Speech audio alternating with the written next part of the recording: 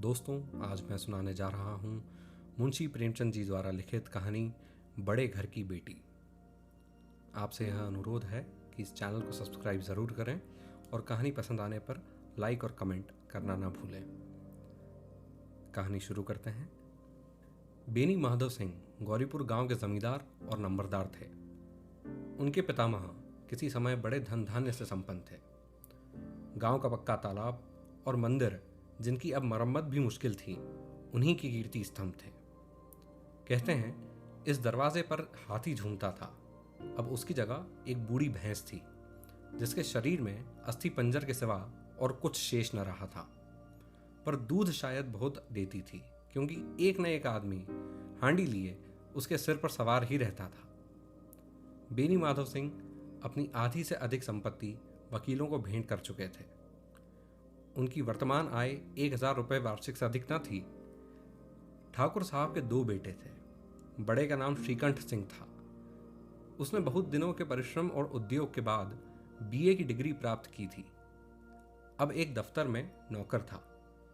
छोटा लड़का लाल बिहारी सिंह दोहरे बदन का सजीला जवान था। भरा हुआ मुखड़ा, चौड़ी छाती। भैंस का 2 सेर ताज़ा दूध वह उठकर सवेरे पी जाता था। श्रीकंठ सिंह की दशा बिल्कुल विपरीत थी। इन नेत्र प्रिय गुणों को उन्होंने बीए इन्हीं 2 अक्षरों पर न्यौछावर कर दिया था। इन 2 अक्षरों ने उनके शरीर को निर्बल और चेहरे को कांतिहीन बना दिया था। इसी से वैद्यक ग्रंथों पर उनका विशेष प्रेम था। आयुर्वेदिक औषधियों पर उनका अधिक विश्वास था। शाम सवेरे से उनके कमरे से प्रायः खरल की सुरीली कर्ण मधुर ध्वनि सुनाई दिया करती थी। लाहौर और कलकत्ते के वैद्यों से बड़ी लिखा पढ़ी चलती थी। श्रीकंठ इस अंग्रेजी डिग्री के अधिपति होने पर भी अंग्रेजी सामाजिक प्रथाओं के विशेष प्रेमी न थे, बल्कि वह बहुधा बड़े जोर से उसकी निंदा और तिरस्कार किया करते थे। इसी से गांव में उनका बड़ा सम्मान था। दशहरे के दिनों में वह बड़े उत्साह से रामलीला में सम्मिलित होते, स्वयं किसी न किसी पात्रा का पार्ट लेते। गौरीपुर में रामलीला के वही जन्मदाता थे। प्राचीन हिंदू सभ्यता का गुणगान उनकी धार्मिकता का प्रधान अंग था। सम्मिलित कुटुंब के तो वह एकमात्र उपासक थे। आजकल स्त्रियों को कुटुंब में मिलजुल कर रहने की जो अरुचि होती है, उसे वह जाति और देश दोनों के लिए हानिकारक समझते थे। यही कारण था कि गांव की लल्लाएं उनकी निंदक थी। कोई कोई तो उन्हें अपना शत्रु समझने में भी संकोच न करती थी। स्वयं उनकी पत्नी को ही इस विषय में उनसे विरोध था। यह इसलिए नहीं कि उसे अपने सास ससुर, देवर या जेठ आदि से घृणा थी, बल्कि उसका विचार था कि यदि बहुत कुछ सहने और तरह देने पर भी परिवार के साथ निर्वाह न हो सके, तो आए दिन की कलह से जीवन को नष्ट करने की अपेक्षा यही उत्तम है कि अपनी खिचड़ी अलग पकाई जाए। आनंदी एक बड़े उच्च कुल की लड़की थी। उसके बाप एक छोटी सी रियासत के तालुकेदार थे। विशाल भवन, एक हाथी, 3 कुत्ते, बाज, बहरी शिकरे, झाड़ फानूस, ऑनरेरी मजिस्ट्रेट और ऋण, जो एक प्रतिष्ठित तालुकेदार के भोग्य पदार्थ हैं, सभी यहाँ विद्यमान थे। नाम था भूप सिंह। बड़े उदारचित और प्रतिभाशाली पुरुष थे, पर दुर्भाग्य से लड़का एक भी न था। 7 लड़कियां हुईं और देवयोग से सब की सब जीवित रहीं। पहली उमंग में तो उन्होंने 3 ब्याह दिल खोल कर किए, पर 15-20 हजार रुपए का कर्ज सिर पर हो गया तो आंखें खुली, हाथ समेट लिए। आनंदी चौथी लड़की थी। वह अपनी सब बहनों से अधिक रूपवती और गुणवती थी। इससे ठाकुर भूप सिंह उसे बहुत प्यार करते थे। सुंदर संतान को कदाचित उसके माता पिता भी अधिक चाहते हैं। ठाकुर साहब बड़े धर्म संकट में थे कि इसका विवाह कहाँ करें। न तो यह चाहते थे कि ऋण का बोझ बढ़े, और न यह स्वीकार था कि उसे अपने को भाग्यहीन समझना पड़े। एक दिन श्रीकंठ उनके पास किसी चंदे का रुपया मांगने आया। शायद नागरी प्रचार का चंदा था। भूप सिंह उनके स्वभाव पर रीझ गए और धूमधाम से श्रीकंठ सिंह का आनंदी के साथ ब्याह हो गया। आनंदी अपने नए घर आई तो यहाँ का रंग ढंग कुछ और ही दिखा। जिस टीम टाम की उसे बचपन से ही आदत पड़ी हुई थी, वह यहाँ नाम मात्र को भी न थी। हाथी घोड़ों का तो कहना ही क्या, कोई सजी हुई सुंदर बहली तक न थी। रेशमी स्लीपर साथ लाई थी, पर यहाँ बाग कहाँ। मकान में खिड़कियां तक न थीं। न जमीन पर फर्श, न दीवार पर तस्वीरें। यह एक सीधा साधा देहाती गृहस्थ का मकान था, किंतु आनंदी ने थोड़े ही दिनों में अपने को इस नई अवस्था के अनुकूल बना लिया, मानो उसने विलास के सामान कभी देखे ही न थे। एक दिन दोपहर के समय लाल बिहारी सिंह 2 चिड़िया लिए हुए आया और भावत से बोला, जल्दी से पका दो, मुझे भूख लगी है। आनंदी भोजन बनाकर उसकी राह देख रही थी। अब वह नया व्यंजन बनाने बैठी। हांडी में देखा तो घी पाव भर से अधिक न था। बड़े घर की बेटी किफायत क्या जाने। उसने सब घी मांस में डाल दिया। लाल बिहारी खाने बैठा तो दाल में घी न था। बोला, दाल में घी क्यों नहीं छोड़ा? आनंदी ने कहा, घी सब मांस में पड़ गया। लाल बिहारी जोर से बोला, अभी परसों घी आया है, इतना जल्दी उड़ गया? आनंदी ने उत्तर दिया, आज तो कुल पाव भर रहा होगा, वह सब मैंने मांस में डाल दिया। जिस तरह सूखी लकड़ी जल्दी से जल उठती है, उसी तरह शुजा से बावला मनुष्य जरा जरा सी बात पर तिनक जाता है। लाल बिहारी को भावच की यह डिठाई बहुत बुरी मालूम हुई। तिनक कर बोला, मैके में तो चाहे घी की नदी बहती हो। स्त्री गालियां सह लेती है, मार भी सह लेती है, पर मैके की निंदा उससे नहीं सही जाती। आनंदी मुंह फेर कर बोली, हाथी मरा भी तो 9 लाख का। वहां इतना घी नित्य नाई कहार खा जाते हैं। लाल बिहारी जल गया, थाली उठाकर पलट दी और बोला, जी चाहता है जीभ पकड़कर खींच दूं। आनंदी को भी क्रोध आ गया, मुंह लाल हो गया। बोली, वह होते तो आज इसका मजा चखाते। अब अनपढ़ उज्जड़ ठाकुर से न रहा गया। उसकी स्त्री एक साधारण जमींदार की बेटी थी। जब जी चाहता उस पर हाथ साफ कर लिया करता था। खड़ाऊ उठाकर आनंदी की ओर जोर से फेंकी और बोला, जिसके गुमान पर फूली हुई हो उसे भी देखूंगा और तुम्हें भी। आनंदी ने हाथ से खड़ाऊ रोकी, सिर बच गया, पर उंगली में बड़ी चोट आई। क्रोध के मारे हवा से हिलते पत्ते की भांति कांपती हुई अपने कमरे में आकर खड़ी हो गई। स्त्री का बल और साहस, मान और मर्यादा पति तक है। उसे अपने पति के ही बल और पुरुषत्व का घमंड होता है। आनंदी खून का घूंट पीकर रह गई। श्रीकंठ सिंह शनिवार को घर आया करते थे। बृहस्पति को यह घटना हुई थी। 2 दिन तक आनंदी को भवन में रही, न कुछ खाया न कुछ पिया। उनकी बाट देखती रही। अंत में शनिवार को वह नियमानुकूल संध्या समय घर आए और बाहर बैठकर कुछ इधर उधर की बातें, कुछ देश काल संबंधी समाचार तथा कुछ नए मुकदमे आदि की चर्चा करने लगे। यह वार्तालाप 10 बजे रात तक होता रहा। गांव के भद्र पुरुषों को इन बातों में ऐसा आनंद मिलता था कि खाने पीने की भी सुधि न रहती थी। श्रीकंठ को पिंड छुड़ाना मुश्किल हो जाता था। ये 2-3 घंटे आनंदी ने बड़े कष्ट से काटे।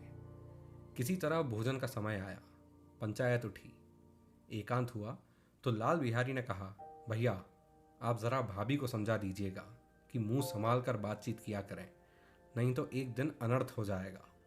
बेनी माधव सिंह ने बेटे की ओर से साक्षी दी।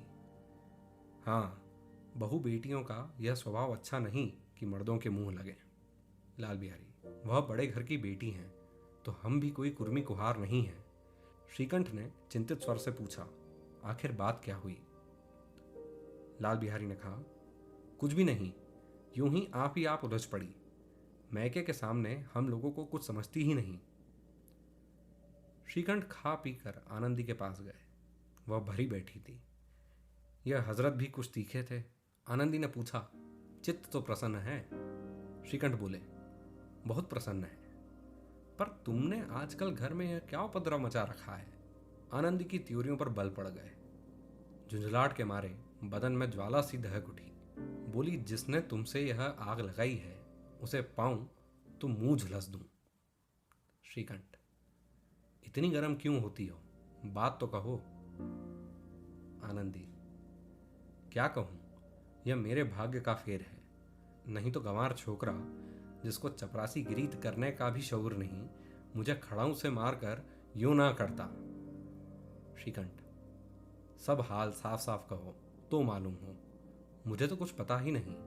आनंदी, परसों तुम्हारे लाडले भाई ने मुझसे मांस पकाने को कहा। घी हांडी में पाव भर से अधिक न था। वह सब मैंने मांस में डाल दिया। जब खाने बैठा तो कहने लगा दाल में घी क्यों नहीं है। बस इसी पर मेरे मैके को बुरा भला कहने लगा। मुझसे न रहा गया। मैंने कहा कि वहाँ इतना घी तो नाई कहार खा जाते हैं और किसी को जान भी नहीं पड़ता। बस इतनी सी बात पर इस अन्यायी ने मुझ पर खड़ाऊ फेंक मारी। यदि हाथ से न रोक लूं तो सिर फट जाए। उसी से पूछो मैंने जो कुछ कहा वह सच है या झूठ। श्रीकंठ की आंख लाल हो गई। बोले, यहां तक हो गया इस छोकरे का यह साहस। आनंदी स्त्रियों के स्वभावानुसार रोने लगी, क्योंकि आंसू उनकी पलक पर रहते हैं। श्रीकंठ बड़े धैर्यवान और शांत पुरुष थे। उन्हें कदाचित ही कभी क्रोध आता था। स्त्रियों के आंसू पुरुषों की क्रोधाग्नि भड़काने में तेल का काम देते हैं। उद्विग्नता के कारण पलक तक नहीं झपकी। प्रातःकाल अपने बाप के पास जाकर बोले, दादा, अब इस घर में मेरा निवाह ना होगा। इस तरह की विद्रोहपूर्ण बातें कहने पर श्रीकंठ ने कितनी ही बार अपने कई मित्रों को आड़े हाथों लिया था, परंतु दुर्भाग्य आज उन्हें स्वयं वे ही बातें अपने मुंह से कहनी पड़ी। दूसरों को उपदेश देना भी कितना सहज है। बेनी माधव सिंह घबरा उठे और बोले, क्यों? श्रीकंठ, इसीलिए कि मुझे भी अपनी मान प्रतिष्ठा का कुछ विचार है। आपके घर में अब अन्याय और हठ का प्रकोप हो रहा है। जिनको बड़ों का आदर सम्मान करना चाहिए वे उनके सिर चढ़ते हैं। मैं दूसरों का नौकर ठहरा, घर पर रहता नहीं। यहाँ मेरे पीछे स्त्रियों पर खड़ाऊ और जूतों की बौछारें होती हैं। कड़ी बात तक चिंता नहीं, कोई एक की दो कह ले, वहां तक मैं सह कर सकता हूं, किंतु यह कदापि नहीं हो सकता कि मेरे ऊपर लात घूंसे पड़े और मैं दम न मारूं। बेनी माधव सिंह कुछ जवाब न दे सके। श्रीकंठ सदैव उनका आदर करते थे। उनके ऐसे तेवर देखकर बूढ़ा ठाकुर अवाक रह गया था। केवल इतना ही बोला, बेटा, तुम बुद्धिमान होकर ऐसी बातें करते हो। स्त्रियां इस तरह घर का नाश कर देती हैं। उनको बहुत सिर चढ़ाना अच्छा नहीं। श्रीकंठ, इतना मैं जानता हूं, आपके आशीर्वाद से ऐसा मूर्ख नहीं हूं। आप स्वयं जानते हैं कि मेरे ही समझाने बुझाने से इसी गांव में कई घर संभल गए। पर जिस स्त्री की मान प्रतिष्ठा का ईश्वर के दरबार में उत्तरदाता हूं, उसके प्रति ऐसा घोर अन्याय और पशुवत व्यवहार मुझे असहाय है। आप सच मानिए, मेरे लिए यही कुछ कम नहीं है कि लाल बिहारी को कुछ दंड नहीं देता। अब बेनी माधव सिंह भी गरमाए, ऐसी बातें और न सुन सकें। बोले, लाल बिहारी तुम्हारा भाई है, उससे जब कभी भूल चूक हो उसके कान पकड़ो, लेकिन श्रीकंठ, लाल बिहारी को मैं अब अपना भाई नहीं समझता। बेनी माधव सिंह, स्त्री के पीछे? श्रीकंठ, जी नहीं, उसकी क्रूरता और अविवेक के कारण। दोनों कुछ देर चुप रहे। ठाकुर साहब लड़के का क्रोध शांत करना चाहते थे, लेकिन यह नहीं स्वीकार करना चाहते थे कि लाल बिहारी ने कोई अनुचित काम किया है। इसी बीच में गांव के कई सज्जन हुक्के चिलम के बहाने वहां आ बैठे। कई स्त्रियों ने जब यह सुना कि श्रीकंठ पत्नी के पीछे पिता से लड़ने को तैयार है तो उन्हें बड़ा हर्ष हुआ। दोनों पक्षों की मधुर वाणियां सुनने के लिए उनकी आत्माएं तिलमिलाने लगी। गांव में कुछ ऐसे कुटिल मनुष्य भी थे जो इस कुल की नीतिपूर्ण गति पर मन ही मन जलते थे। वे कहा करते थे, श्रीकंठ अपने बाप से दबता है इसीलिए वह दब्बू है, उसने विद्या पढ़ी इसीलिए वह किताबों का कीड़ा है।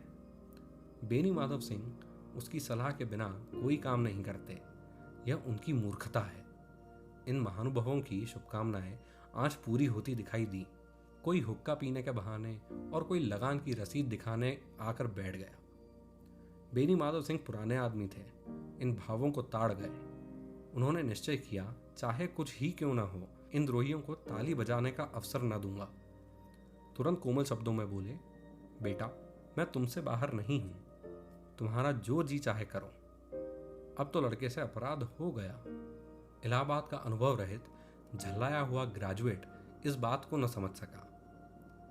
उसे डिबेटिंग क्लब में अपनी बात पर अड़ने की आदत थी। इन हथकंडों की उसे क्या खबर। बाप ने जिस मतलब से बात पलटी थी वह उसकी समझ में न आई। बोला, लाल बिहारी के साथ अब इस घर में नहीं रह सकता। बेनी माधव, बेटा, बुद्धिमान लोग मूर्खों की बात पर ध्यान नहीं देते। वह बेसमझ लड़का है।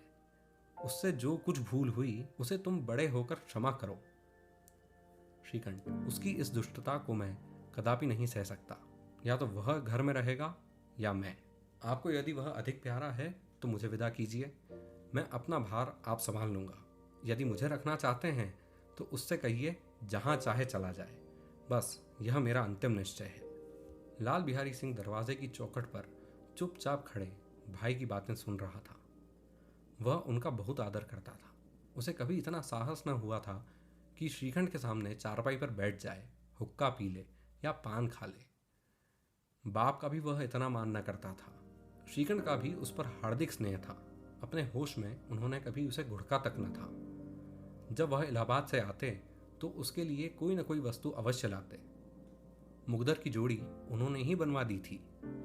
पिछले साल जब उसने अपने से ड्यूढ़े जवान को नाग पंचमी के दिन दंगल में पछाड़ दिया तो उन्होंने पुलकित होकर अखाड़े में जाकर उसे गले से लगा लिया था। 5 रुपए के पैसे भी लुटाए थे। ऐसे भाई के मुंह से आज ऐसी हृदय विदारक बातें सुनकर लाल बिहारी को बड़ी ग्लानि हुई। वह फूट फूट कर रोने लगा। इसमें संदेह नहीं कि अपने किए पर पछता रहा था।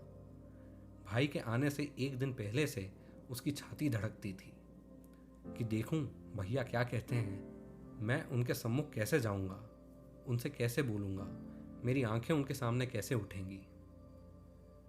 उसने समझा था कि भैया मुझे बुलाकर समझा देंगे। इस आशा के विपरीत आज उसने उन्हें निर्दयता की मूर्ति बने हुए पाया। वह मूर्ख था, परंतु उसका मन कहता था कि भैया मेरे साथ अन्याय कर रहे हैं। यदि श्रीखंड उसे अकेले में बुलाकर 2-4 बातें कह देते, इतना ही नहीं 2-4 तमाचे भी लगा देते तो कदाचित उसे इतना दुख न होता।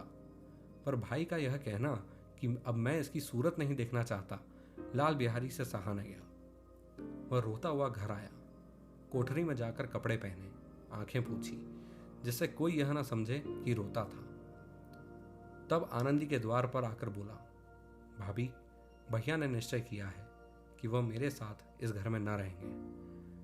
अब वह मेरा मुंह नहीं देखना चाहते, इसलिए अब मैं जाता हूं। उन्हें फिर मुंह नहीं दिखाऊंगा। मुझसे जो कुछ अपराध हुआ उसे क्षमा करना। यह कहते कहते लाल बिहारी का गला भर आया। जिस समय लाल बिहारी सिंह सिर झुकाए आनंदी के द्वार पर खड़ा था, उसी समय श्रीकंठ सिंह भी आंखें लाल किए बाहर से आए। भाई को खड़ा देखा तो घृणा से आंखें फेर ली और कतरा कर निकल गए, मानो उसकी परछाई से दूर भागते हों। आनंदी ने लाल बिहारी की शिकायत तो की थी, लेकिन अब मन में पछता रही थी। वह स्वभाव से ही दयावती थी। उसे इसका तनिक भी ध्यान न था कि बात इतनी बढ़ जाएगी। वह मन में अपने पति पर झुंझला रही थी कि ये इतने गर्म क्यों होते हैं। उस पर यह भी भय लगा हुआ था कि कहीं मुझसे इलाहाबाद चलने को कहें तो कैसे क्या करूंगी।